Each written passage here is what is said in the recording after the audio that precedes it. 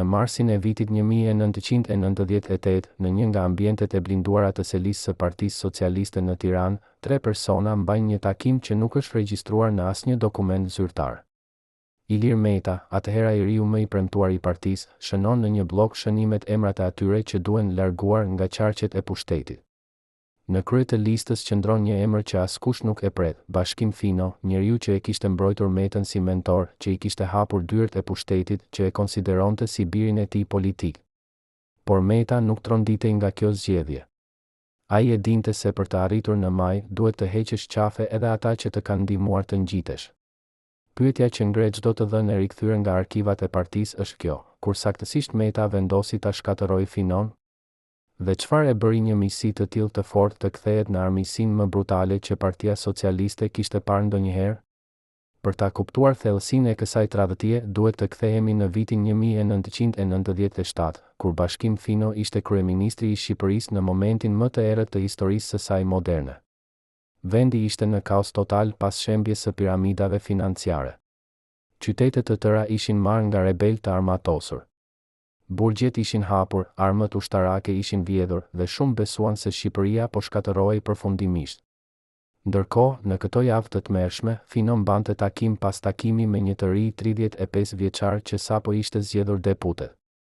Ilir Meta vinte çdo ditë në zyrën e kryeministrit, mësonte çdo detaj të qeverisjes, studion çdo dosje konfidenciale. Bashkim Fino e trajton si nxënësin më të dashur, i shpjegonte çdo vendim, e merrte me vete në takime ndërkombëtare, ia hapte të gjitha dyert. 2 vjet më vonë, Meta do ta përdorte çdo sekret që kishte mësuar për ta shkatëruar plotësisht mentorin e tij. Çfarë ndodhi në këto 2 vjet që e ktheu një miqësi kaq të fortë në luftën më të pamëshirshme politike? Si arriti Meta ta binte partinë që Fino, njeriu që e kishte shpëtuar vendin nga lufta civile, ishte tani një pengesë që duhej hequr? Dhe çfarë sekretesh fshihen ende në dosjet e asaj periudhe që mund të na tregojnë të vërtetën e plotë? Kur Bashkim Fino u bë kryeministër në mars të vitit 1997, gjendja në vend ishte apokaliptike. Çdo ditë arrinin lajme për vrasje, plaçkitje dhe kaos total në qytetet e jugut. Partia Socialiste e dinte që ky ishte momenti më i rrezikshëm në historinë e saj. Nëse Fino dështonte, partia do të shkatërrohej bashkë me të. Nëse ai ja dilte, do të bëhej heroj kombëtar që askush nuk mund ta prekte. Në këto ditë kritike, Ilir Meta u shfaq si mbështetësi më besnik i Finos. Ai punonte ditë e natë, organizonte takime me deputetët e rinj, mobilizonte strukturat e partisë në terren. Por disa ish funksionar të partisë tregojnë sot një version tjetër të ngjarjeve. Ata pretendojnë se Meta nuk po punonte për të shpëtuar Finon, por po grumbullonte informacione, po identifikonte dobësitë e tij, po ndërtonte rrjetin e njerëzve që do ta mbështetnin në të ardhmen. Në çdo takim ku Fino merrte një vendim të vështirë, Meta ishte aty. Në çdo negociat konfidenciale, Meta dëgjonte çdo fjalë. Ai po mësonte jo vetëm se si të qeveriste, por edhe se ku ishin pikët e dobëta të mentorit të tij. Një ish këshilltar i Finos tregon një episode që nuk është raportuar kurrë publikisht. Në një darkë private në shtëpinë e Finos në prill të vitit 1997, Meta i tha kryeministrit diçka që e trondit thellësisht: "Ju jeni shumë i mirë për këtë vend, Bashkim. Por bota po ndryshon. Njerëzit duan fytyra të reja, energji të re. Ju jeni simboli i së shkuarës. Unë jam e ardhmja." Fino e mori si një koment të thjesht politik, madje qeshi dhe i tha Metës se kishte kohë të mjaftueshme për të mësuar përpara se të merrte pushtetin. Por në atë moment, Meta nuk po fliste për të ardhmen e largët. Ai po i tregonte Finos planin e tij dhe Fino nuk e kuptoi paralajmërimin. A ishte kjo arrogancë e Metës, apo ai me qëllim donte që Fino ta dinte se po vinte furtuna? A donte Meta që mentori të përgatitej për luftën që po vinte, apo thjesht nuk mund të përmbante ambicien që e diqte nga brenda? Në verën e vitit 1997, Fino ja doli të stabilizonte vendin. Zgjedhjet u mbajtën, Partia Socialiste fitoi bindshëm dhe Fatos Nano u bë kryeministër. Fino priste që të mbante një pozicion të fuqishëm në qeverinë e re, ndoshta zëvendës kryeministër ose ministër i jashtëm. Por Meta tashmë kishte filluar punën e tij në kulisa. Ai takohej me deputet të rinj, me anëtar të byros politike, me figura të rëndësishme të biznesit që financonin partinë. Mesazhi i tij ishte gjithmonë i njëjtë: Fino është e kaluara, ne jemi e ardhmja. Fino e kuptoi që ndryshimi po ndodhte vetëm kur ishte tashmë shumë vonë. Në tetor të po atij viti, ai mori një pozicion formal por pa fuqi reale. Meta ndërkohë po ngjitej me shpejtësi. Ai u bë zëvendësministër i jashtëm, pastaj ministër, pastaj figura kyçe e qeverisë. Çdo hap ishte i planifikuar me kujdes. Çdo lëvizje ishte pjesë e një strategjie që do të kulmononte me largimin total të Finos nga politika. Por cili ishte momenti kur misia u kthye në armiqësi të hapur? Cili ishte eventi që e bëri Metën të vendosë që Fino nuk ishte thjesht një konkurrent politik, por një armik që duhej shkatëruar plotësisht? Në pranverën e vitit 1998, Partia Socialiste mbajti një mbledhje të byros politike që do të mbetej në histori si fillimi i luftës së hapur. Tema ishte riorganizimi i strukturave të partisë, por të gjithë e dinin se diskutimi real ishte për pushtet. Fino propozoi që t'i jepej më shumë peshë eksperiencës, që vendimmarrja të kalonte nëpër garda e vjetër që e kishte ndërtuar partinë. Meta kundërshtoi hapur për herë të parë. Ai foli për nevojën e gjeneratës së re, për energji të reja, për vizion modern. Salla u nda në dy kampe. Të moshuarit mbështetnin Finon. Të rinjt i bashkoheshin Metës. Disa prej të pranishmëve tregojnë se atmosfera ishte aq e ngrohur sa që dukej sikur do të kthehej në përplasje fizike. Fino në fund të mbledhjes u ngrit dhe tha diçka që të gjithë e mbajnë mend: kush po harron historinë, po përgatit shkatërimin e saj. Kush po shkel mbi ata që e ndërtuan këtë parti, do të shkelet vetë nga historia. Meta u përgjigj menjëherë: historia shkruhet nga ata që triumfojnë, jo nga ata që jetojnë në kujtimin e lavdisë së kaluar. Pas kësaj mbledhje, të dyja palët filluan të organizohen për përplasjen finale. Fino u përpoq të mobilizonte strukturat rajonale të partisë, veçanërisht në jug ku ai kishte bazë të fortë mbështetjeje. Meta përqendrohej te deputetët e rinj, te grupet e interesit që donin ndryshim, te mediat që ishin të uritura për fytyra të reja. Lufta nuk ishte më vetëm për pozicione brenda partisë. Ishte bërë luftë për shpirtin e Partisë Socialiste, për drejtimin që do të merrte vendi. Fino përfaqësonte vazhdimsinë, stabilitetin, eksperiencën e provuar në kohët më të vështira. Meta përfaqësonte ndryshimin, energjinë, përshtatjen me kohën e re. Por mbi të gjitha, lufta ishte personale. Dy ish aleat, mentor dhe nxënës, po përgatiteshin të shkatëronin njëri tjetrin. Në verën e po atij viti, Meta organizoi diçka që Fino kurrë nuk e kishte pritur. Një seri takimesh të fshehta me figura kyçe të partisë, ku prezantoi një dokument që pretendonte të tregonte gabimet strategjike të Finos gjatë kohës si kryeministër. Dokumenti ishte plot me detaje, me shifra, me analiza që dukeshin profesionale. Por kush e kishte përgatitur këtë raport? Kush kishte akses në informacione aq të detajuara për vendimet e brendshme të qeverisë Fino? Përgjigja ishte e thjeshtë: Meta i kishte mbledhur të gjitha këto informacione gjatë kohës kur ishte i ngjeshur pranë Finos si nxënësi më besnik. Ai kishte shënuar çdo diskutim, kishte mbajtur kopje të çdo dokumenti, kishte intervistuar sekretarë se çdo detaj që mund të përdorej më vonë. Tani, këto informacione po përdoreshin për ta diskredituar plotësisht Finon para udhëheqjes së partisë. Kur Fino mësoi për këto takime, ishte tashmë vonë. Dëmi ishte bërë. Figura që ai konsideronte si përkrasit e tij më të sigurt tashmë po dyshonin. Disa kishin filluar ta shihnin Finon si pengesë për modernizimin e partisë. Të tjerë thjesht donin të ishin në anën fituese dhe Meta dukej gjithnjë e më shumë si fituesi. Por kishte edhe diçka tjetër që po ndodhte në kulisa, diçka që vetëm një rreth shumë i ngushtë e dinte. Meta kishte filluar të mbledh dosje për jetën private të Finos, për lidhjet e tij familjare, për çdo gjë që mund të përdorej për shantazh nëse do të nevojitej. Kjo nuk ishte më luftë politike e zakonshme. Kjo ishte luftë totale për shkatërim. A e dinte Fino se ish nxënësi i tij po grumbullonte dosje që mund ta shkatëronin jo vetëm karrierën, por edhe reputacionin e tij personal? Dhe nëse e dinte, pse nuk veproi për t'u mbrojtur? Në fund të vitit 1998, tensionet arritën në kulm. Nano, i cili deri atëherë kishte u përpoq të mbante ekuilibër midis dy krave, u detyrua të zgjedhë. Ai e dinte që Meta kishte mbështetjen e deputetëve të rinj, të mediave, të biznesit që financonte partinë. Fino kishte vetëm besnikërinë e gardës së vjetër, por kjo gardë po plakej dhe po humbte ndikimin.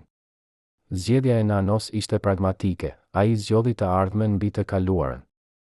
Në një mbledhje të kryesisë në dhjetor, Nano propozoi një ristrukturim që praktikisht e largonte Finon nga çdo pozicion real pushteti. Meta u ngrit në mbrojtje të propozimit me një fjalim që të pranishmit e përshkruajnë si brutal në sinqeritetin e tij.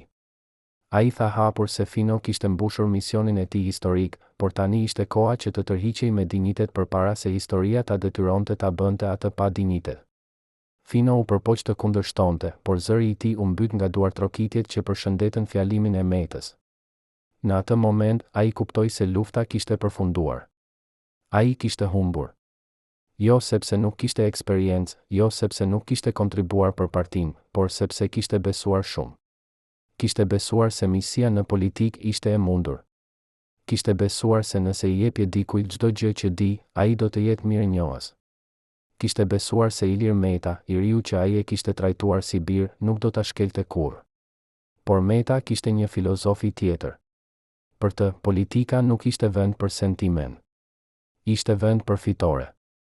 Dhe fituesit nuk mund të përballonin barrën e mirënjohjes. Por historia nuk mbaroi atje. Fino nuk u largua qetësisht. Ai vendosi të luftonte, dhe lufta që vijoi do të shkatëronte reputacionin e të dyja palëve. Në janarin e vitit 1999, Fino organizoi një konferencë shtypi ku akuzoi hapur Metën për tradhtie të ulët dhe shkatërim të vlerave të partisë. Ai tregoi detaje nga takimet private që kishin pasur, përfshirë premtimet që Meta i kishte bërë për besnikëri të përjetshme. Lexoi letra që Meta i kishte shkruar, ku e quante babain politik, ku premtonte se kur nuk do të harronte atë që Fino kishte bërë për të. Tani këto letra dukeshin si akti hipokrizjes më të madhe. Meta ju përgjigj pa atë ditë me një deklaratë që ishte edhe më e ashpër. Ai akuzoi Finon për përpjekje për ta kthyer partinë në muze të së kaluarës, për bllokimin e çdo iniciative moderne, për mentalitet despotik që nuk lejon zhvillimin e gjeneratave të reja. Por sulmi më i fortë ishte personal. Meta nënkuptoi se Fino po përdorte sentiment për të fshehur mungesën e vizionit, se po luante kartën e viktimës për të maskuar dështimin e tij politik. Fjala që përdori Meta për ta përshkruar Finon ishte i mbaruar, një politikan që kishte pasur momentin e tij të lavdis, por tani po përpiqej të zgjaste artificial një karrierë që kishte përfunduar. Partia Socialiste u nda në dy kampe të papajtueshëm. Militantët e vjetër qëndronin me Finon.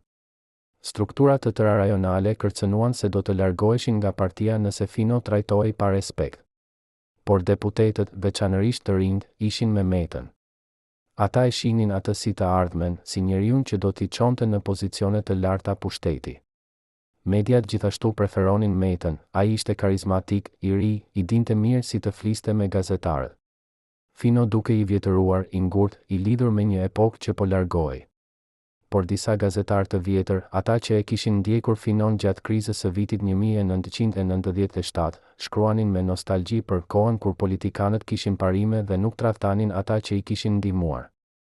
Çfarë ndodhte në kulisa gjatë këtyre javëve të luftës së hapur? Cilat ishin takimet sekrete që po zhvilloheshin për të gjetur një zgjidhje? Dhe pse Fatos Nano, që kishte pushtetin të vendoste, zgjidhte të mos ndërhynte vendimtarisht për të ndalur shkatërimin e Partisë Socialiste nga brenda? Në shkurt të vitit 1999, Ilir Meta bëri lëvizjen finale. Ai organizoi një mbledhje të deputetëve socialist ku propozoi një rezolutë që kërkonte rinovim gjeneratash në strukturat drejtuese të partisë. Rezoluta nuk e përmendi Finon me emër, por të gjithë e kuptonin se ishte drejtuar kundër tij dhe gardës së vjetër. Deputetët votuan me shumicë dërmuese për rezolutës. Ishte një mesazh i qartë, partia kishte zgjedhur Metën.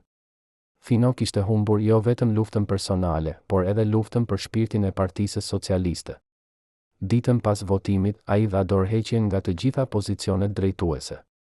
Në letrën e dorëheqjes që u bë publike, ai shkroi një fjali që do të përsëritej për vite: kam mësuar se në politik nuk ka gjë më të rrallë se mirënjohja, dhe asgjë më të zakonshme se tradhtia. Meta e komentoi dorëheqjen me një deklaratë të shkurtër, respektoi vendimin e Finos dhe i uroi suksese në të ardhmen. Por toni i tij nuk ishte i respektit. Ishte toni i fituesit që po shikonte përfundimin e kundërshtarit. Brenda partisë, festimet ishin të hapura. Të rinjt e shihnin këtë si triumfin e gjeneratës së tyre. Të vjetërit e shihnin si fillimin e fundit të një partie që kishte humbur shpirtin. Por çfarë nuk dijej gjerësisht ishte se Meta kishte premtuar privatisht se do t'i jepte Finos pozicione të tjera, ndoshta ambasador apo këshilltar i lartë. Këto premtime nuk u realizuan kurrë. Fino u gjet praktikisht i izoluar, pa pozicion real, pa ndikim, një hije e njeriut që kishte qenë kryeministër vetëm 2 vjet më parë. Por çfarë ndodhi me të gjitha dosjet, dokumentet, regjistrimet e takimeve që Meta kishte përdorur për ta mundur Finon? Ku shiruan këto materiale sot? Dhe çfarë sekretesh të tjera fshihen në arkivat e Partisë Socialiste nga ajo periudhë që mund të ndryshonin tërësisht perceptimin ton për atë luftë? Në arkivat e Partisë Socialiste që u hapën pjesërisht për studiues në vitin 215, gjenden dokumente që hedhin dritë mbi skemën e plotë të operacionit të Metës kundër Finos. Ka dosje të titulluara Gabimet strategjike KM që do të thotë kryeministri dhe që përmbajnë analiza të detajuara të çdo vendimi që Fino mori gjatë qeverisjes së tij. Këto analiza janë shkruar në stil akademik, me referenca dhe nota, por qëllimi është i qartë, të grumbullojnë municion kundër Finos. Më e çuditshme është data e fillimit të këtyre dosjeve. Ato datojnë nga prilli i vitit 1997, vetëm një muaj pasi Fino u bë kryeministër. Kjo do të thotë se Meta filloi të grumbullonte material kundër mentorit të tij jo vite më vonë kur filloi konflikti, por pothuajse menjëherë, ndërsa ende po shtirej se ishte mbështetësi më besnik. Ekzistojnë gjithashtu shënime personale të Metës nga takime të ndryshme me figura kyçe të partisë. Në këto shënime, që janë shkruar me dorë, Meta përdor kodin objekti për t'ju referuar Finos. Në një shënim nga shtatori i vitit 1998, ai shkruan: objekti po humbet mbështetje të rinj. Duhet të përshpejtohet procesi. Opsioni A, kritik publike. Opsioni B, izolim i ngadaltë. Rekomandoj B, më pak bujë, më efektive. Kjo tregon se Meta nuk po vepronte impulsivisht, por po ndiqte një plan të mirëmenduar për ta larguar Finon nga pushteti. Çdo lëvizje ishte e kalkuluar, çdo sulm ishte i kozuar, çdo aleancë ishte ndërtuar me qëllim të qartë. Por dokumenti më tronditës në këto arkiva është një raport i brendshëm i partisë që mban vulën konfidencial vetëm për kryesin. Ky raport, i datuar në nëntor të vitit 1998, analizon gjendjen e brendshme të partisë dhe identifikon rreziqet për unitetin. Në listën e rreziqeve, Bashkim Fino përmendet si faktor destabilizues që po bllokon modernizimin. Raporti rekomandon largimin e kontrolluar nga pozicionet drejtuese dhe minimizimin e ndikimit të tij në struktura. Ajo që e bën këtë dokument të veçantë është se ai është nënshkruar nga 3 anëtarë të kryesisë dhe njëri prej tyre është Ilir Meta. Kjo do të thotë se largimi i Finos nuk ishte thjesht iniciativë personale e Metës, por ishte miratuar nga struktura drejtuese e partisë. Fino nuk po luftonte thjesht kundër ish-nxënësit të tij, por kundër një sistemi të tërë që kishte vendosur se koha e tij kishte mbaruar. Por pse mungojnë nga arkivat disa dokumente kyçe?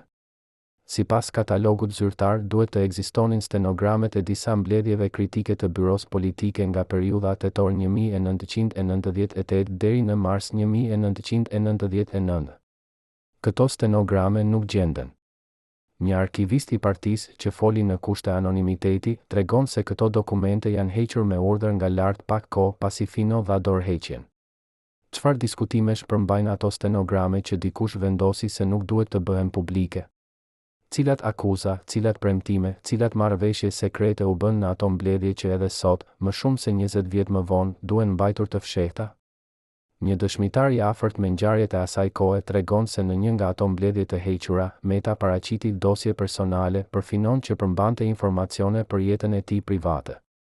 Kur disa anëtar të byros kundërshtuan përdorimin e këtij materiali si jo etik, Meta tha diçka që I çoi në heshtje: në politik nuk ka etik, ka vetëm fitues dhe humbës. Ju zgjidhni se në cilën kategori doni të jeni. Kjo deklarat, nëse është e vërtet, tregon se Meta ishte I gatshëm të shkelte çdo kufi për të fituar. Por a është vërtet ky dëshmi? Dhe nëse është, pse ajo mbledhje është fshirë nga arkivat zyrtare të partisë? A keni dyshuar ndonjëherë se çfarë sekretesh fshehin partitë politike në arkivat e tyre? Çfarë bisedash, çfarë marrëveshjesh, çfarë tradhtish nuk duhet të mësoj kurrë publiku? Në mars të vitit 1999, vetëm 3 muaj pasi Fino dha dorëheqjen, Ilir Meta u bë ministër zëvendës I kryeministrit. Ishte pozicioni më i lartë që dikush i moshës së tij kishte mbajtur ndonjëherë në Shqipëri. Media festoi emërimin si triumfin e gjeneratës së re dhe modernizimin e politikës shqiptare. Gazetarët e pyetën Metën nëse ndihej keq për mënyrën se si karriera e tij ishte ndërtuar mbi rrënojat e karrierës së Finos. Përgjigjja e tij ishte diplomatike por e qartë: politika është art i tranzicionit. Çdo gjenerat ka kohën e saj. Kam respekt të pafund për atë që ka bërë Bashkim Fino, por nuk mund ta pengoj të ardhmen respekti për të kaluarën. Fino, i cili në atë kohë kishte hyrë në një lloj vetekzili politik, e komentoi këtë deklaratë në një intervistë të rrallë: "Kam krijuar një përbindës që tani po ha edhe krijuesin e vet." Por marrëdhënia midis dy burrave nuk përfundoi tërësisht. Në vitet që vijuan, ata patën disa takime private, organizuar nga figura të ndërmjetme që u përpoqën ta riparonte thyrjen. Sipas dëshmisë së një ndërmjetësi të tillë, Meta e vizitoi Finon në shtëpinë e tij në verën e vitit 200. Takimi zgjati disa orë dhe në fund Fino i tha Metës: "Ti ke fituar luftën, por ke humbur diçka më të rëndësishme. Ke humbur nderin." Meta ju përgjigj: "Nderi nuk sjell pushtet. Dhe pa pushtet, nderi është vetëm fjalë e zbrazët." Ky dialog, nëse është i saktë, tregon thellësinë e ndarjes filozofike midis dy burrave. Fino besonte se politika duhet të ishte e udhëhequr nga parime. Meta besonte se politika ishte për rezultate. Fino mendonte se besnikëria ishte virty. Meta e konsideronte atë dobësi. Vitet që vijuan provuan se strategjia e Metës kishte funksionuar. Ai u bë kryeministër në dhjetor të vitit 1999, në moshën 30 vjeç, kryeministri më i ri në historinë e Shqipërisë. Fino ndërkohë u tërhoq gradualisht nga politika aktive, duke mbajtur vetëm pozicione formale pa ndikim real. Çdo herë që emri i tij përmendej në media, ishte në kontekstin e së kaluarës, të historisë, të asaj kohe kur Shqipëria po shkatërrohej dhe Fino e shpëtoi. Por askush nuk e pyeste për mendimin e tij për të tashmen. Ai ishte bërë relik i një ere që kishte mbaruar, pikërisht siç kishte paralajmëruar Meta se do të ndodhte. Por brenda Partisë Socialiste, shkatërrimi i Finos la plagë që kur nuk u shëruan plotësisht. Shumë militantë të vjetër e braktisën partinë, duke e konsideruar atë si të tradhtuar nga vlerat që e kishin themeluar. Një pjesë e mirë e intelektualëve që kishin mbështetur partinë u larguan, duke thënë se nuk mund të ishin pjesë e një strukture që trajtonte kaq brutaliter pionierët e saj. Madje disa nga deputetët e rinj që fillimisht e mbështetën Metën, me kalimin e viteve filluan të pendoheshin. Njëri prej tyre, në një intervistë të dhënë vite më vonë, tha: "Ne menduam se po luftonim për modernizim. Nuk e kuptuat se në të vërtetë po shkatërronim tradhtinë e lojalitetit që bën të mundur funksionimin e çdo partie." Pasi Fino u largua, askush nuk ishte më i sigurt. Nëse Meta mund ta bënte këtë me mentorin e tij, çfarë do t'u bënte të tjerëve? Ky fenomen u bë i njohur brenda partisë si paranoia post-Fino. Çdo antar i strukturave drejtuese e dinte se nëse në një moment Ilir Meta vendoste se je i tepërt, do të largoheshe pa mëshirë. Nuk do të kishte rol eksperienca jote, kontributi yt, vitet që kishe shërbyer. Meta kishte krijuar një model të ri të politikës shqiptare, politikën pa sentiment, pa mirënjohje, pa besnikëri afatgjallë. Ishte një model që u kopjua nga figura të tjera të reja politike dhe që gradualisht transformoi kulturën politike të vendit. Fino, në këtë sens, nuk ishte thjesht viktime e ambicies së Metës. Ai ishte viktime e një zëvendësimi gjeneratash që solli me vete vlera të reja, apo mungesë vlerash, varet se si e shikon. A e meriton Meta kritikën e ashpër që i bëhet për trajtimin e Finos? Apo ai thjesht luajti sipas rregullave të një politike që gjithmonë ka qenë brutale dhe vetëm ishte më i ndershëm se të tjerët për natyrën e vërtetë të lojës? Në vitet e fundit të jetës së tij, Bashkim Fino shpesh pyetej për luftën me Metën. Përgjigjet e tij evoluan me kohën. Në fillim, ai ishte i hidhur dhe akuzues. Më vonë, u bë më filozofik. Në një nga intervistat e fundit që dha, ai tha diçka që habitën shumë: ndoshta Iliri kishte të drejtë. Ndoshta koha ime kishte mbaruar dhe unë nuk doja ta pranoja. Ndoshta tragjedia ime nuk ishte se u largova nga pushteti, por se e kam dashur shumë pushtetin për ta lëshuar me vullnet. Ishte një vetërefektim i rrallë për një politikan shqiptar. Por pastaj ai shtoi, por kjo nuk e justifikon mënyrën. Ka 1000 mënyra për ta larguar dikë nga pushteti. Meta zgjodhi më mizoren. Dhe kjo flet më shumë për karakterin e tij se sa për çështjen e tranzicionit gjeneratash. Meta, nga ana tjetër, kur nuk e rishikoi qëndrimin e tij. Në të gjitha intervistat dhe deklaratat e tij publike, ai mbron atë që bëri si të nevojshme për modernizimin e partisë. Nëse nuk do të kisha vepruar ashtu, tha ai në një intervistë në vitin 2007, Partia Socialiste do të kishte mbetur e bllokuar në të kaluarën. Do të kishim humbur zgjedhjet, do të kishim humbur gjeneratën e re. Ndonjëherë duhet të bësh zgjedhje të vështira për të mirën më të madhe. Por kritikët e tij thonë se kjo është vetëm justifikim retrospektiv. Se Meta nuk veproi për të mirën e partisë, por për ambicien personale. Se ai nuk kishte vizion modernizimi, por thjesht uri për pushtet. E vërteta, si gjithmonë, ndoshta qëndron diku në mes. Meta ishte pa dyshim ambicios, por politika pa ambicie nuk ekziston. Ai ishte i aftë strategjikisht dhe kjo aftësi e bëri të suksesshëm. Por ai gjithashtu shfaqi një mungesë empatie dhe besnikërie që çoi në shkatërimin e marrëdhënieve njerëzore që shkojnë përtej politikës.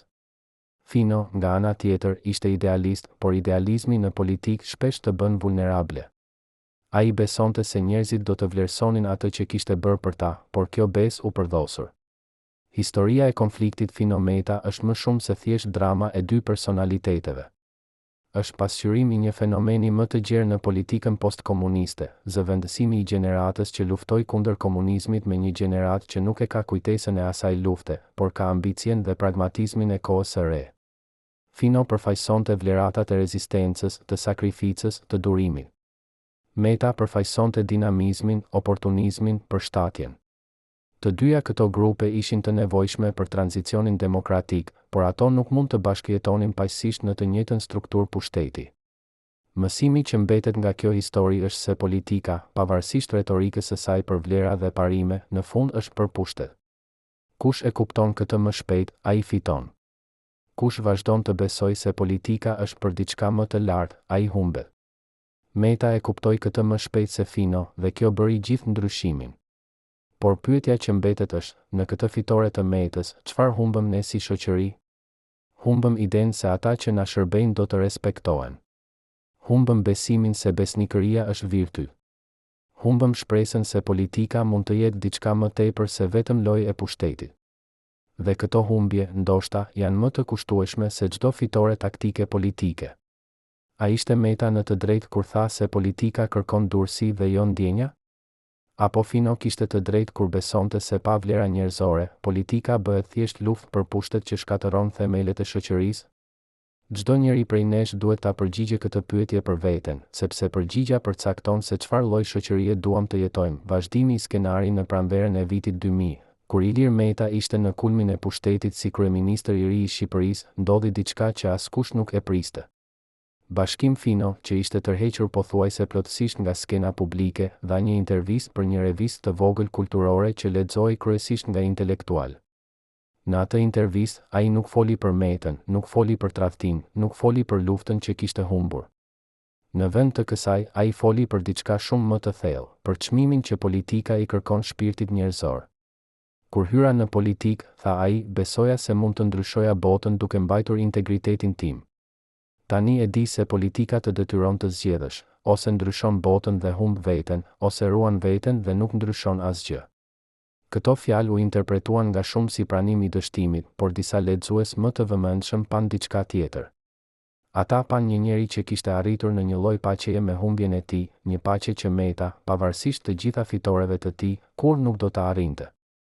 Por pse Fino zgjodhi pikërisht atë moment për të folur? Pse kur Meta ishte në kulmin e pushtetit, kur çdo fjalë kundër tij mund të interpretohej si smirë e humbësit? Përgjigja vjen nga një burim i afërt me Finon, i cili tregon se ish kryeministri kishte marrë informacione se Meta po përballej me krizën e parë serioze të qeverisjes së tij. Ekonomia po ngadalsohej, premtimet zgjedhore nuk po realizoheshin dhe brenda Partisë Socialiste po fillonin të dëgjoheshin zëra kritik. Fino, me instinktin e tij politik që nuk kishte vdekur plotësisht, e kuptoi se kjo ishte koha kur Meta ishte më i cenueshëm psikologjikisht. Jo për ta sulmuar drejt për drejt, por për t'i kujtuar atij dhe publikut se pushteti i fituar me tradhtin është gjithmonë i paqëndrueshëm. Ishte një lëvizje e hollë, pothuajse filozofike, por ata që e njihnin Finon e kuptuan se ishte akti i tij i fundit i hakmarrjes. Meta lexoi intervistën. Si pas një këshilltarit të tij, ai e hodhi revistën në tavolinë dhe tha, ai ende nuk e kupton. Nuk ka rëndësi nëse je i lumtur apo i paqët me veten. Ka rëndësi nëse ke pushtet apo jo. Dhe unë e kam pushtetin. Por në javët që pasuan, Meta filloi të bëjë diçka të pazakontë. Ai filloi të fliste publikisht për nevojën për të respektuar kontributin e gjeneratave të mëparshme, për vlerën e eksperiencës, për rëndësinë e vazhdimësisë në politikë. Disa analistë politik interpretuan këtë si përpjekje për të zgjeruar bazën e mbështetjes së tij duke u afruar me gardën e vjetër. Por të tjerë pan diçka më të thellë. Meta po përpiqej të riparonte imazhin e tij historik, sepse kishte filluar të kuptonte se historia nuk shkruhet vetëm nga fituesit, por edhe nga ata që vijnë pas dhe gjykojnë me distancë kohore. Në shtator të atij vit, Meta bëri një gjest që habitën shumë. Ai ftoi Bashkim Finon në një ceremoni zyrtare për nder të përvjetorit të qeverisë së vitit 1997. Ishte hera e parë që dy burrat shfaqeshin bashkë publikisht pas luftës së tyre.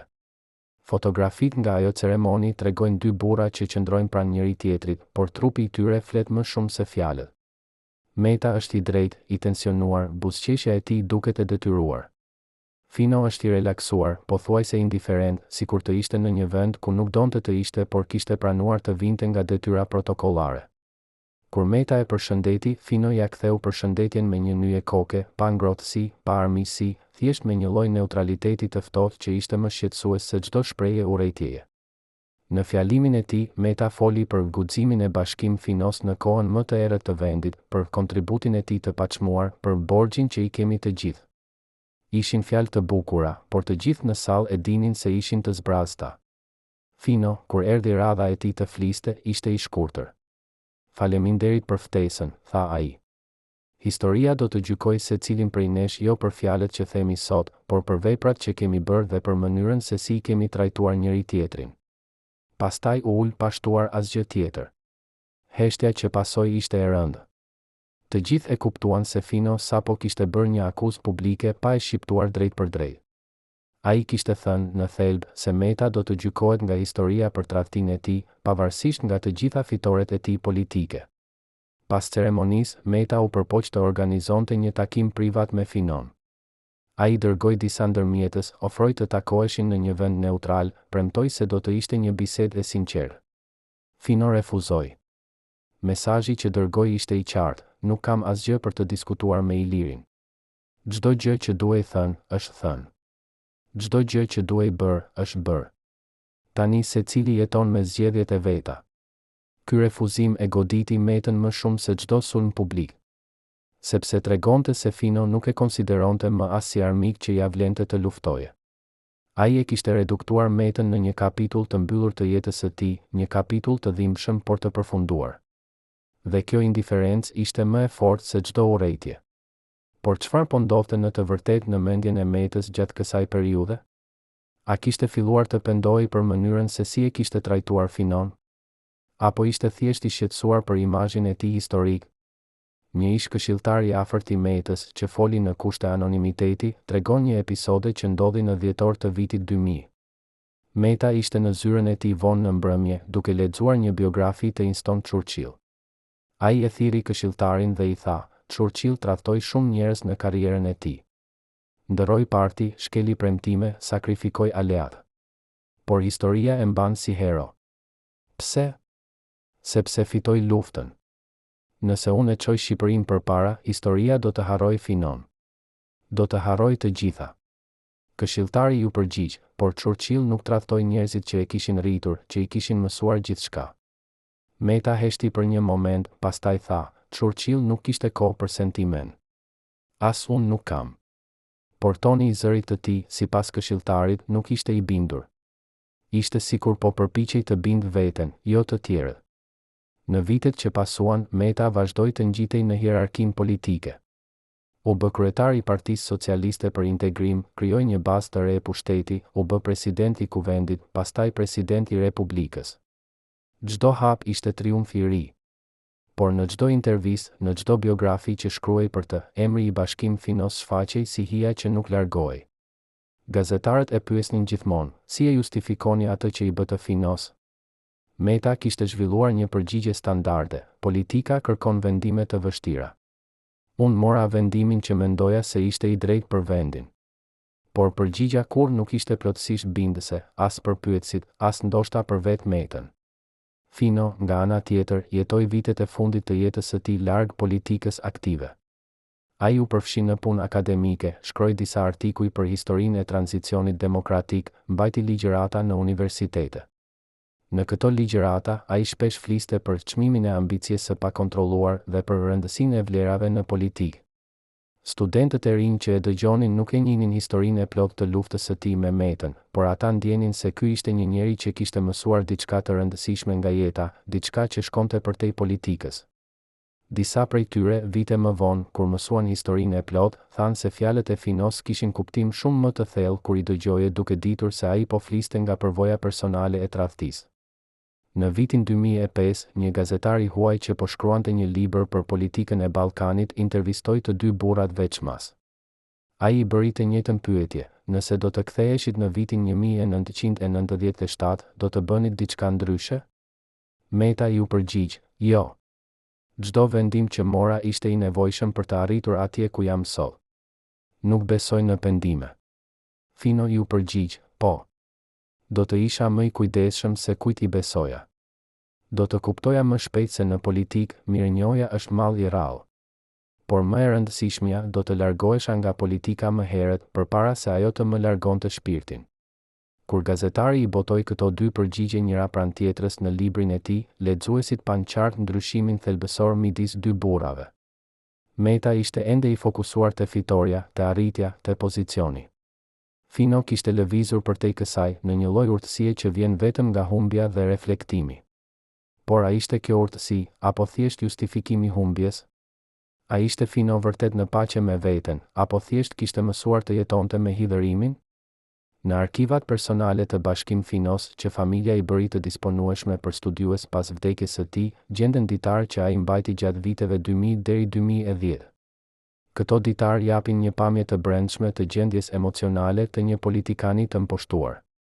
Në një hyrje nga janari i vitit 2001, ai shkruan: sonte pash Ilirin në televizor. Po fliste për vizionin e tij për Shqipërinë. Fjalët ishin të njëjta që unë I kisha përdorur vite më parë. Madje disa fraza ishin identike. Ai po përdor gjithçka që mësoi prej meje, por ka fshirë burimin. Kjo është forma më e thellë e tradhtisë, jo vetëm të shkatërroj, por të vjedh edhe idetë dhe t'i paraqes si të tilla. Kjo hyrje tregon se Fino ende vuante nga ajo që I ishte bërë, se plagia e ideve të tij nga Meta ishte një shtresë tjetër e dhimbjes. Por në një hyrje tjetër, nga shtatori I vitit 2004, toni ndryshon: kam filluar të kuptoj se ndoshta Meta bëri atë që unë nuk kisha guximin ta bëja. Ai pa se partia kishte nevojë për një thyrje radikale me të kaluarën, dhe e bëri atë thyrje, edhe nëse kjo do të thoshte të më shkatëronte mua.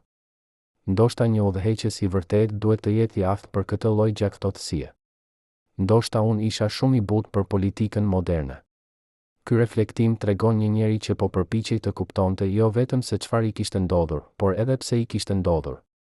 Ai po lëvizte nga viktimizimi në analizë, nga hidhërimi në kuptim. Hyrja më e fundit në ditar, e shkruar vetëm disa muaj para se Fino të largohej plotësisht nga jeta publike, është veçanërisht prekse: nëse do të takoja sot një të ri që dëshiron të hyjë në politikë, do t'i thoja këtë: bëje, por mos harro kurrë se ata që të duartrokasin sot mund të jenë të njëjtit që do të shkelen nesër. Mos u beso as kujt plotësisht, por mos u bëj as cinik plotësisht. Gjej një ekuilibër midis idealizmit dhe realizmit, sepse nëse je vetëm idealist do të shkatërrohesh, dhe nëse je vetëm realist do të humbasësh shpirtin. Dhe në fund, kur të vijë koha të largohesh, largohu me kokën lart, sepse dinjiteti është e vetmja gjë që askush nuk mund të ta marrë nëse ti nuk ja jep. Këto fjalë, të shkruara në intimitetin e një ditari personal, tregojnë një njeri që kishte arritur në një lloj paqeje me fatin e tij.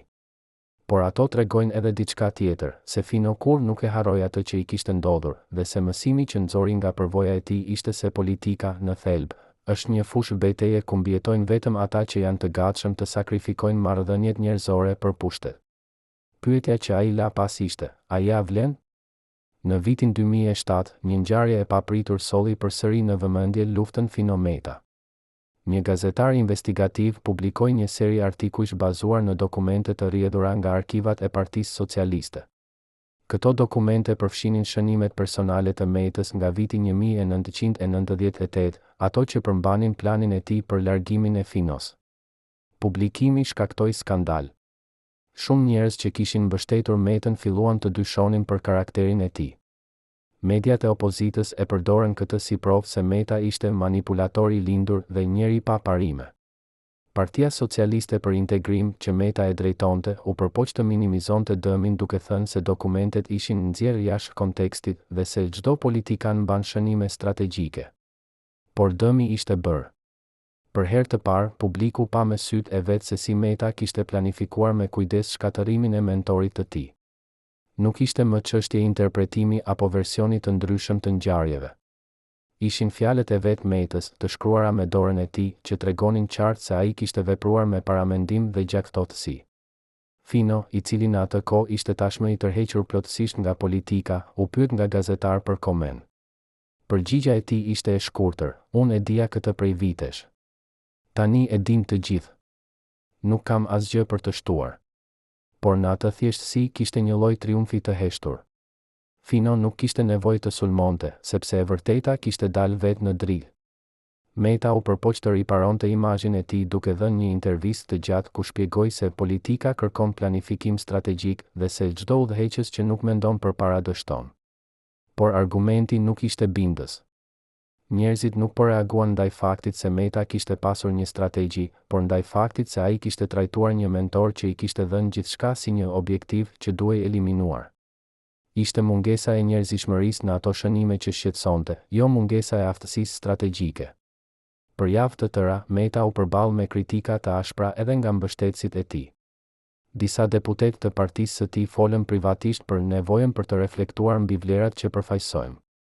Ishte momenti kur Meta u përball për herë të parë me pasojat e plota të asaj që kishte bërë 20 vjet më parë. Por a ndryshoi diçka në të vërtetë? A mësoi Meta ndonjë mësim nga kjo krizë imazhi? Sipas disa burimeve të afërta me të, Meta u bë më i kujdesshëm në mënyrën se si fliste publikisht për të kaluarën. Ai filloi të përdorte gjuhë më të butë, të theksonte më shumë respektin për kontributet e të tjerëve, të shmang konfrontimet e hapura me figura të vjetra politike. Por në takimet private, sipas të njëjtave burime, ai mbeti i njëjti. Ai ende besonte se kishte vepruar sakt, se politika kërkon gjaktotësi, se sentimentalizmi është dobësi. Ndryshimi ishte vetëm në pamjen e jashtme, jo në thelb. Meta kishte mësuar të fshehte më mirë atë që mendonte, por nuk kishte ndryshuar atë që mendonte. Fino, nga ana tjetër, nuk e komentoi më kurrë publikisht çështjen. Ai kishte thënë gjithçka që kishte për të thënë, dhe tani jetonte në një lloj vetë egzili të zgjedhur. Ai kalonte kohën me familjen, lexonte, shkruante, takohej me miq të vjetër.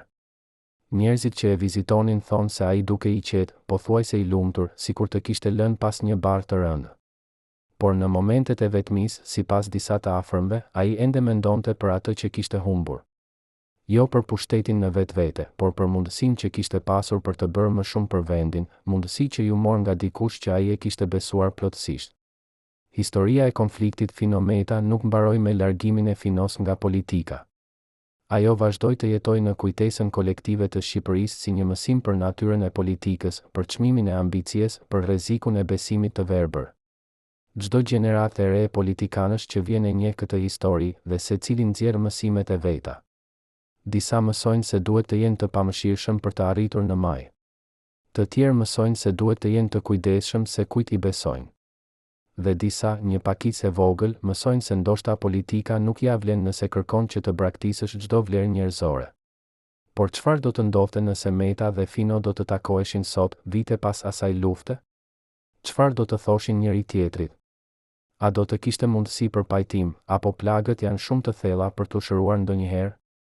Dhe më e rëndësishmja, çfarë mësimi duhet të nxjerrim ne si shoqëri nga kjo histori e tradhtisë dhe ambicies që shënoi një epokë të politikës shqiptare? Vazhdimi i skenarit në pranverën e vitit 2008, ndodhi diçka që askush nuk e kishte parashikuar. Një organizatë ndërkombëtare që punonte për pajtimin e figurave politike në Ballkan organizoi një konferencë në Vjenë. Qëllimi ishte të sillte bashk politikanë që kishin pasur konflikte të ashpra për të diskutuar mbi mësimet e tranzicionit demokratik. Ilir Meta dhe Bashkim Fino ishin të dy në listën e të ftuarve. Meta fillimisht refuzoi, duke thënë se kishte angazhime të tjera. Por pas presionit nga partnerë ndërkombëtar që e konsideronin pjesëmarrjen e tij të rëndësishme për imazhin e Shqipërisë, ai pranoi. Fino, nga ana tjetër, pranoi menjëherë.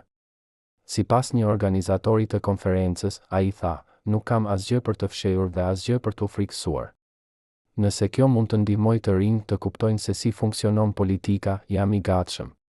Dita e parë e konferencës kaloi pa ndonjë ndërveprim midis dy burrave. Ata ishin në panele të ndryshme, flitën për tema të ndryshme dhe me kujdes shmangën çdo situatë ku do të duhej të flisnin drejt për drejt. Por në mbrëmjen e dytë, organizatorët vendosën diçka që dukej si provokacion i qëllimshëm, një darkë private ku të gjithë pjesëmarrësit do të uleshin në një tavolinë të vetme. Meta dhe Fino u gjetën ulur përballë njëri tjetrit. Heshtja fillestare ishte e rëndë. Të tjerët në tavolinë përpiqeshin të mbajnë një bisedë normale, por të gjithë ndjenin tensionin. Pastaj, në një moment kur biseda kishte rënë në një heshtje të përgjithshme, Fino foli i pari. Ilir, tha ai, sa vjet kanë kaluar? 10? Më shumë? Meta, i befasuar nga drejtpërdrejtësia, ju përgjigj, 20 vjet bashkim. 20 vjet të plot. Fino buzëqeshi, por ishte një buzëqeshje e trishtuar. 20 vjet, përsëriti ai. Një gjenerat e tërë. Dhe çfarë kemi arritur ne të dy në këto 20 vjet?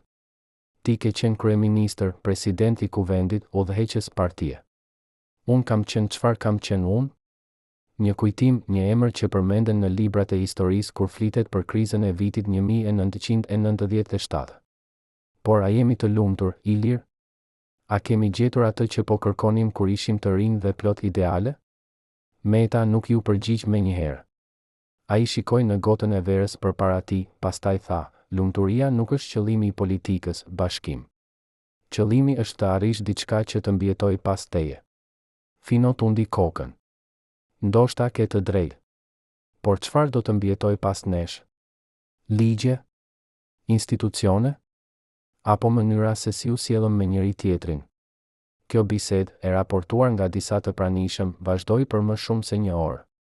Nuk ishte pajtim, por nuk ishte as armiqësi e hapur. Ishte diçka më komplekse, dy burra që po përpiqeshin të kuptonin se çfarë kishte ndodhur midis tyre dhe pse kishte ndodhur. Meta u përpoq të shpjegonte se vendimi për ta larguar Finon nuk kishte qenë personal, por strategjik. Partia kishte nevojë për një drejtim të ri, tha ai. Nëse nuk do të veproja unë, dikush tjetër do ta bënte. Dhe ndoshta do të ishte edhe më brutal. Fino ju përgjigj, por ti nuk ishe dikush tjetër, Ilir. Ti ishe njeriu që unë e kisha trajtuar si bir. Dhe kjo e bën tradhtin më të dhimbshme. Jo sepse më largove nga pushteti, por sepse e bëre duke përdorur gjithçka që të kisha mësuar, duke shfrytëzuar çdo besim që të kisha dhënë. Meta, për herë të parë në 20 vjet, duke i shqetësuar nga fjalët e Finos. Çfarë doje që të bëja? Pyeti ai. Të prisja derisa ti vendosje të largoheshe vetë? Të humbasja mundësinë time sepse nuk doja të lëndoja? Politika nuk funksionon kështu, bashkim. Ti e di këtë më mirë se kushdo. Fino u përgjigj me një pyetje, por a ja vlen, Ilir? Kur shikon prapa, kur mendon për gjithçka që ke bërë, a ndihen se ja vlente? A fle mirë natën, apo ka momente kur mendon për ata që ke shkelur për të arritur ku je? Meta nuk ju përgjigj. Heshtja e tij ishte më e fortë se çdo fjalë. Sepse në atë heshtje, të gjithë në tavolinë kuptuan se pyetja e Finos kishte prekur diçka të thellë, diçka që Meta ndoshta nuk kishte guximin ta pranonte as para vetes. Pas asaj darke, Meta dhe Fino nuk u takuan më kurrë. Por diçka kishte ndryshuar. Në intervistat që Meta dha në vitet që pasuan, ai filloi të fliste më shpesh për çmimin personal të politikës dhe për sakrificat që duhet të bësh. Nuk përmendi kur Finon drejt për drejt, por ata që e njihnin historinë e kuptuan se ai po reflektonte mbi atë bisedë në Vjenë. Fino, nga ana tjetër, nuk foli kur publikisht për atë takim. Por në një intervistë të dhënë disa muaj më vonë, ai tha diçka që dukej si përgjigje indirekte: kam mësuar se njerëzit nuk ndryshojnë thellësisht. Ata mund të pendohen për pasojat e veprimeve të tyre, por rrallë pendohen për vetë veprimet. Sepse të pendohesh do të thotë të pranosh se ke gabuar dhe shumë pak njerëz kanë guximin për këtë lloj ndershmërie me veten. A ishte kjo një akuzë e drejtë për drejtë ndaj Metës? Apo thjesht një vëzhgim i përgjithshëm mbi natyrën njerëzore? Në vitet që pasuan, Shqipëria ndryshoi shumë. Gjenerata e re e politikanëve që erdhi pas Metës dhe Finos kishte një qasje tjetër. Ata kishin rritur duke parë luftërat e gjeneratës së mëparshme dhe shumë prej tyre vendosën të mos përsërisnin të njëjtat gabime. Por të tjerë mësuan mësimet e gabuara, se politika është vetëm për pushtet, se besnikëria është dobësi, se tradhtia është thjesht një mjet strategjik. Partia Socialiste, që kishte qenë skena e luftës Fino-Meta, vazhdoi të përballej me konflikte të brendshme. Çdo herë që një konflikt i ri shpërthente, gazetarët e krahasonin me luftën Fino-Meta, sikur ajo luftë ishte bërë modeli i të gjitha konflikteve të ardhshme. Në vitin 2012, një grup studiuesish të rinj vendosën të bënin një dokumentar për tranzicionin demokratik në Shqipëri. Ata intervistuan 10 figura politike, por 2 intervistat më të rëndësishme ishin me Metën dhe Finon. Pyetjet ishin të njëjta për të dy: çfarë do t'i thoshe vetes së re nëse do të ktheheshe në vitin 1997? Meta ju përgjigj: do t'i thoja, bëja atë që mendon se është e drejtë për vendin, jo atë që të bën të popularizuar. Dhe mos ki frikë të marrësh vendime të vështira, sepse historia gjykon rezultatet, jo proceset. Fino ju përgjigj: do t'i thoja, ruaj veten. Mos u beso askujt aq shumë sa të bëhesh i cenueshëm. Dhe kur të vi koha, largohu përpara se politika të largoj shpirtin. Kur dokumentari u shfaq, reagimet ishin të ndara. Disa e panë si provë se Meta dhe Fino përfaqësonin 2 filozofi të ndryshme politike dhe se secili kishte të drejtën e vet. Të tjerë e panë si provë se Meta kur nuk kishte kuptuar se çfarë kishte humbur duke e trajtuar Finon ashtu si e trajtoi. Një kritik i njohur shkroi: Meta flet për rezultate dhe histori. Fino flet për shpirt dhe dinjitet. Pyetja që secili prej nesh duhet ta bëjë është: çfarë ka më shumë vlerë? Të jesh i suksesshëm por i zbrazët, apo të jesh i denjë por i harruar? Ky koment përmblodhi në një mënyrë debatin që kishte vazhduar për 20 vjet. Por kishte edhe një dimension tjetër të kësaj historie që rrallë diskutohej: ndikimi që kjo luftë kishte pasur te njerëzit e tjerë, te ata që ishin dëshmitar apo pjesëmarrës indirekt. Sa deputet të rinj kishin mësuar nga shembulli i Metës se tradhtia është e pranueshme nëse të çon në sukses? Sa njerëz kishin humbur besimin në politik duke parë se si një mentor dhe nxënës mund të ktheheshin në armiq të betuar? Sa familje politike ishin shkatëruar nga konflikte të ngjashme, të frymëzuara nga modeli Fino-Meta? Këto pyetje nuk kishin përgjigje të lehta, por ishin thelbësore për të kuptuar ndikimin afatgjatë të asaj lufte. Në vitin 2015, Bashkim Fino dha një nga intervistat e tij të fundit publike. Ai ishte tashmë në moshë të thyer, shëndeti i tij kishte filluar të dobësoj, dhe dukej sikur po bënte një lloj bilanci përfundimtar të jetës së tij. Kur u pyet për Metën, ai tha diçka që habitën shumë: unë e kam falur Ilirin.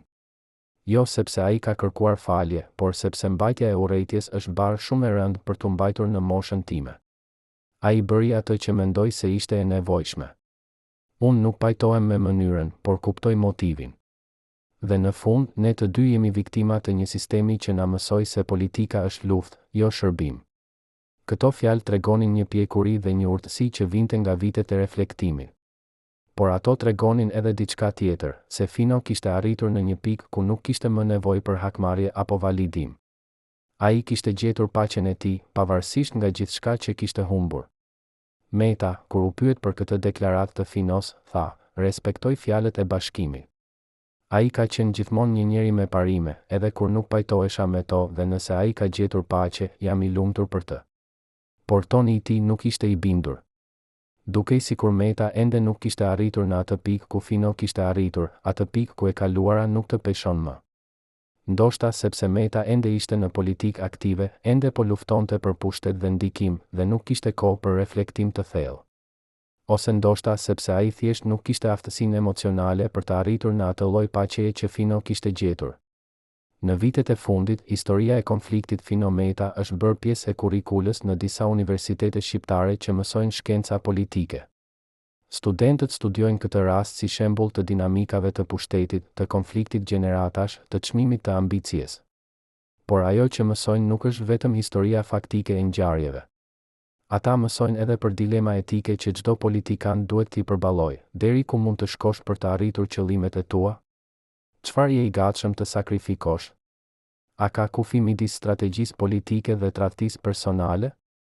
Këto janë pyetje që nuk kanë përgjigje absolute, por mënyra se si secili i përgjigjet përcakton llojin e politikanit që do të bëhet. Një profesor i shkencave politike që mëson këtë rast në Universitetin e Tiranës thotë, çdo vit, kur filloj të mësoj për Finon dhe Metën, i pyet studentët, ju me kë do të ishit? Me Finon që mbajti parimet por humbi pushtetin, apo me Metën që fitoi pushtetin por humbi diçka tjetër? Dhe çdo vit, klasa ndahet pothuajse në mes. Kjo ndarje tregon se nuk ka përgjigje të thjeshtë.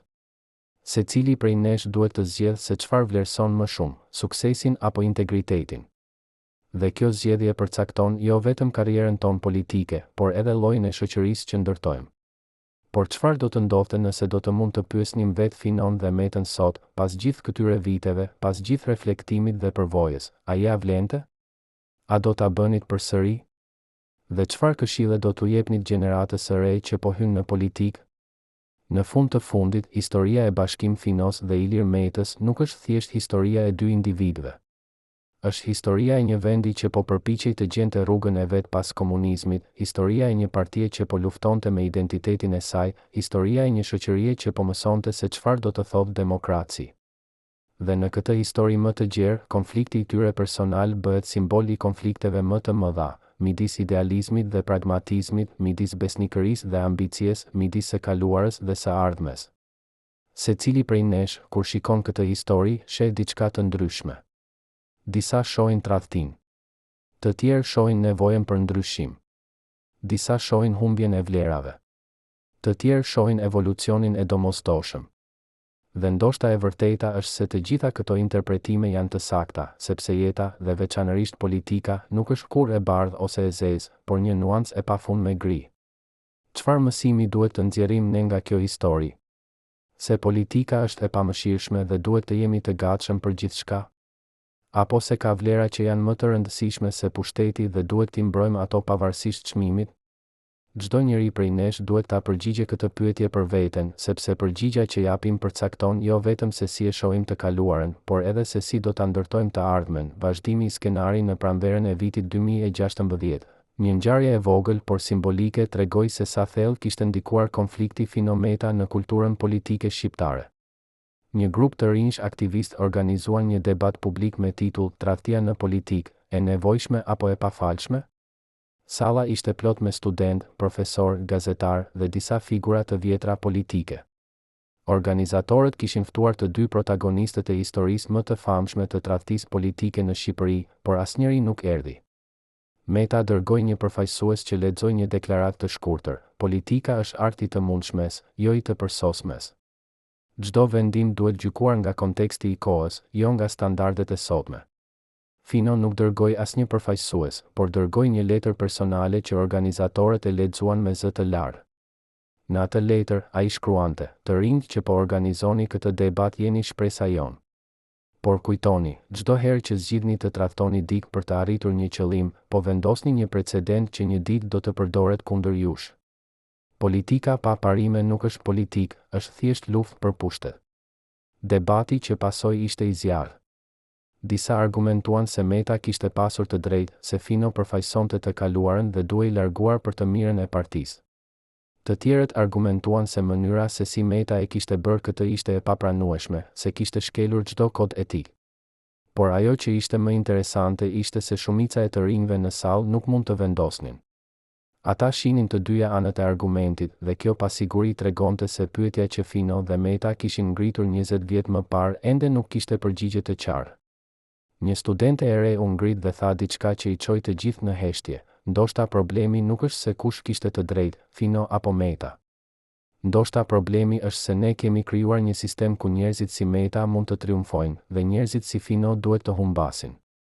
Dhe derisa të mos ndryshojmë këtë sistem, do të vazhdojmë të shohim të njëjtën histori të përsëritet përsëri e përsëri. Këto fjalë prekën një të vërtetë të thellë. Konflikti Finometa nuk ishte thjesht histori e dy individëve, por simptom e një problemi më të madh, një sistem politik që shpërblente gjaktësinë dhe ndëshkonte idealizmit, që vlerësonte fitoren mbi integritetin, që mësonte se tradhtia ishte thjesht një mjet tjetër në arsenali politik. Dhe derisa ky sistem të mos ndryshonte, do të kishte gjithmonë meta të rinj që do të shkelen mbi fino të rinj, dhe shoqëria do të vazhdonte të humbas diçka të çmuar në çdo cikël të kësaj përsëritjeje. Por a kishte shpresë për ndryshim? A mund të mësonte gjenerata e re nga gabimet e të kaluarës? Në vitin 2017, Ilir Meta u zgjodh president i Republikës së Shqipërisë. Ishte kulmi i karrierës së tij politike, pozicioni më i lartë që mund të arrinte. Në fjalimin e tij të inaugurimit, ai foli për unitetin kombëtar, për tejkalimin e ndarjeve të së kaluarës, për ndërtimin e një të ardhmeje ku të gjithë shqiptarët mund të bashkëpunojnë. Ishin fjalë të bukura, por shumë që e dëgjonin nuk mund të mos mendonin për Bashkim Finon, njeriun që Meta kishte shkatëruar në rrugën e tij drejt majës. A ishte kjo ironia e historisë, apo thjesht realiteti i politikës? A mund të fliste Meta sinqerisht për unitet kur karriera e tij ishte ndërtuar mbi ndarje dhe shkatërim të kundërshtarëve? Bashkim Fino, i cili në atë kohë jetonte një jetë të qetë larg politikës, e pa ceremoninë në televizor. Sipas një antari të familjes, ai nuk tha asgjë gjatë gjithë ceremonisë. Vetëm në fund, kur Meta përfundoi fjalimin, Fino tha, ai e arriti atë që donte.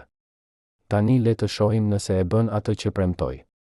Nuk kishte hidhërim në zërin e tij, as kënaqësi. Ishte thjesht një vëzhgim i faktit, sikur po fliste për dikë që nuk e njihte personalisht. Kjo distancë emocionale tregonte se Fino vërtet kishte lëvizur përtej asaj që kishte ndodhur. Ai nuk jetonte më në hijen e asaj lufte. Kishte gjetur një jetë përtej politikës, një jetë ku vlera e tij nuk përcaktohej nga pozicioni që mbante, por nga njeriu që ishte. Por Meta, edhe në kulmin e pushtetit, dukej se nuk kishte gjetur të njëjtën paqe. Në intervistat që dha si president, ai shpesh kthehej te e kaluara, te luftërat që kishte fituar, te kundërshtarët që kishte mundur. Dukej sikur ai ende kishte nevojë të justifikonte çdo vendim që kishte marrë, të provonte se kishte pasur të drejtë. Një psikolog që analizoi disa nga intervistat e tij tha, Meta flet si dikush që ende po lufton, edhe kur ka fituar gjithçka. Kjo tregon se fitoria e jashtme nuk ka sjell paqe të brendshme. Ai ende po përpiqet të bindë veten se ajo që bëri ishte e drejtë. Kjo analizë, nëse është e saktë, tregon se çmimi i ambicies së pakontrolluar nuk paguhet vetëm nga ata që humbasin, por edhe nga ata që fitojnë. Në vitet që pasuan, Shqipëria vazhdoi të ndryshonte. Gjenerata e re e politikanëve që erdhi pas Metës dhe Finos kishte sfida të veta. Ata përballën korrupsionin e thellë, institucionet e dobëta, një popullsi të zhgënjur nga premtimet e pambajtura.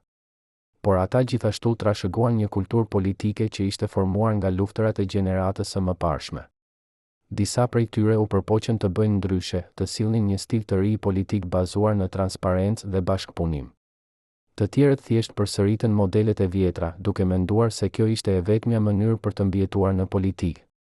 Një nga figurat e reja më premtuese të politikës shqiptare, një grua e re që kishte studiuar jashtë dhe ishte kthyer për të kontribuar në vend, u pyet në një intervistë, çfarë mësimi keni nxjerrë nga historia e Finos dhe Metës? Përgjigjja e saj ishte e menduar, kam mësuar se politika mund të ndryshojë nëse nuk je i kujdesshëm. Mund të hysh me ideale dhe të dalësh si dikush që nuk e njeh më veten. Prandaj kam vendosur që çdo vendim që marr, do ta pyes veten, a do të mund të shikoja në pasqyrë pas kësaj? A do të mund t'ua shpjegoja fëmijëve të mi pse e bëra? Nëse përgjigja është jo, atëherë nuk e bëj, pavarësisht nga çmimi politik. Këto fjalë dhanë shpresë se ndoshta gjenerata e re kishte mësuar diçka nga gabimet e të kaluarës. Por realiteti ishte më kompleks. Sepse sistemi politik që kishte prodhuar konfliktin Finometa ende ekzistonte. Strukturat e pushtetit, mënyra se si merreshin vendimet, presionet që ushtrohen mbi politikanët e rinj për të kompromisuar parimet e tyre, të gjitha këto ishin ende aty. Dhe në një sistem të tillë, idealistët shpesh përfundonin të zhgënjur ose të korruptuar, ndërsa pragmatikët si Meta vazhdojnë të triumfojnë. Pyetja ishte, a mund të ndryshojë ky sistem, apo ishte thjesht natyra e politikës që nuk mund të ndryshojë kurrë? Në vitin 2019, një gazetar investigativ publikoi një libër të titulluar Çmimi i pushtetit, historia e panjohur e konfliktit Finometa. Libri përmbante intervista të reja, dokumente të pabotuar dhe analiza të thella të asaj që kishte ndodhur. Një nga zbulimet më interesante ishte se Meta, në vitet pas largimit të Finos, kishte u përpoq disa herë të kontaktonte me të privatisht. Ai kishte dërguar mesazhe nëpërmjet ndërmjetësve, kishte ofruar takime, kishte shprehur dëshirë për të sqaruar keqkuptimet. Por Fino kishte refuzuar çdo herë. Pse? Sipas librit, Fino kishte thënë në një bisedë private, nuk ka asgjë për të sqaruar. Unë e di çfarë ndodhi, ai e di çfarë ndodhi. Një takim tani do të ishte vetëm për të lehtësuar ndërgjegjen e tij dhe unë nuk kam për qëllim ta bëj atë. Ky refuzim për t'u takuar, për t'u pajtuar, ishte forma e fundit e pushtetit që Fino kishte mbi Metën. Duke refuzuar faljen, duke refuzuar sqarimin, ai e mbante Metën në një gjendje të përhershme pasigurie. Meta nuk mund të ishte plotësisht i sigurt se si do të gjykojë nga historia, sepse Fino, viktima e tij më e famshme, nuk kishte dhënë kurrë bekimin e tij për atë që kishte ndodhur. Dhe kjo mungesë bekimi ishte më e fuqishme se çdo akuzë publike që Fino mund të kishte bërë. Libri shkaktoi debat të ri. Disa e kritikuan Finon për kokfortësi dhe paftësi për të falur. Të tjerët e mbështetën atë, duke thënë se ai nuk kishte asnjë detyrim të falte dikë që nuk kishte kërkuar kurrë falje sinqerisht. Meta, kur u pyet për librin, tha: "Nuk kam lexuar librin dhe nuk kam ndërmend ta lexoj. E kaluara është e kaluara. Unë jam i fokusuar në të tashmen dhe të ardhmen." Por toni i tij tregonte se libri e kishte prekur. Sepse pavarësisht nga të gjitha fitoret e tij, pavarësisht nga pozicioni i lartë që mbante, ai ende nuk kishte arritur atë që ndoshta dëshironte më shumë, respektin e plot të atyre që e njihnin më mirë, përfshirë Bashkim Finon. Në dimrin e vitit 2020, pandemia globale e COVID-19 goditi Shqipërinë si të gjithë botën. Në këtë kohë krize, shumë figura të vjetra politike dolën për të dhënë mesazhe uniteti dhe mbështetjeje. Bashkim Fino, edhe pse i moshuar dhe me shëndet të dobësuar, regjistroi një mesazh video ku u bënte thirrje shqiptarëve të mbeteshin të bashkuar dhe të ndihmonin njëri tjetrin. Në fund të mesazhit, ai tha diçka që habitën shumë: në kohë krize, ndarjet e së kaluarës duhet të harrohen. Të gjithë duhet të punojmë bashkë, pavarësisht nga mosmarrëveshjet që kemi pasur. Kjo përfshin edhe ata që më kanë bërë padrejtësi. Sepse e ardhmja e vendit është më e rëndësishme se çdo hidhërim personal. Ishte mesazhi më i afërt me falje që Fino kishte dhënë ndonjëherë publikisht. Meta, i cili në atë kohë ishte president, e komentoi këtë mesazh në një konferencë shtypi, falenderoi Bashkim Finon për fjalët e tij të urtësisë. Ai ka qenë gjithmonë një njeri që ka vënë vendin mbi interesat personale, dhe kjo është cilësi që duhet respektuar. Ishin fjalë diplomatike, por për herë të parë në 22 vjet, Meta kishte folur publikisht për Finon me një ton respekti të vërtet, jo vetëm formal. Disa analistë interpretuan këtë si shenjë se ndoshta, në fund, të dy burrat kishin arritur në një lloj paqeje të heshtur me të kaluarën. Të tjerë ishin më skeptik, duke thënë se ishin thjesht fjalë për konsum publik në një kohë kur uniteti ishte i nevojshëm. E vërteta, si gjithmonë, ishte diku në mes. As Meta as Fino nuk ishin më njerëzit që kishin qenë në vitin 1998. Të dy kishin plakur, të dy kishin mësuar mësime nga jeta, të dy kishin parë se si bota ndryshonte rreth tyre. Por plagët e asaj lufte, edhe nëse ishin mbyllur, kishin lënë shenja të përhershme. Ato shenja nuk ishin vetëm në jetën e tyre personale, por edhe në kulturën politike të vendit që të dy kishin ndihmuar të formojnë. Sot, kur shikojmë prapa në historinë e konfliktit Fino-Meta, çfarë shohim? Shohim një histori për ambicien dhe çmimin e saj. Shohim një histori për besnikërinë dhe tradhtinë e saj. Shohim një histori për pushtetin dhe zbrazëtinë që shpesh vjen me të. Por mbi të gjitha, shohim një histori për zgjedhjet që bëjmë dhe pasojat që ato zgjedhje kanë, jo vetëm për ne, por për të gjithë ata që na rrethojnë. Meta zgjodhi ambicien mbi besnikërinë dhe arriti kulmin e pushtetit. Fino zgjodhi parimet mbi pragmatizmin dhe humbi pushtetin por ruajti dinjitetin. Cila zgjedhje ishte e drejtë? Historia ende po e shkruan verdiktin e saj. Por ndoshta pyetja e vërtetë nuk është cila zgjedhje ishte e drejtë, por çfarë lloj shoqërie duam të ndërtojmë. Duam një shoqëri ku njerëzit si Meta shpërblehen për gjaktësinë dhe aftësinë strategjike, pavarësisht nga çmimi njerëzor? Apo duam një shoqëri ku njerëzit si Fino respektohen për integritetin dhe besnikërinë, edhe kur këto cilësi nuk çojnë në fitore politike? Përgjigja që japim për këtë pyetje do të përcaktojë jo vetëm se si e gjykojmë të kaluarën, por edhe se çfarë lloj të ardhmeje do të ndërtojmë. Dhe kjo është përgjegjësi që bie mbi secilin prej nesh, jo vetëm mbi politikanët që zgjedhim, por mbi vlerat që mbështesim dhe sjelljen që tolerojmë në jetën tonë të përditshme.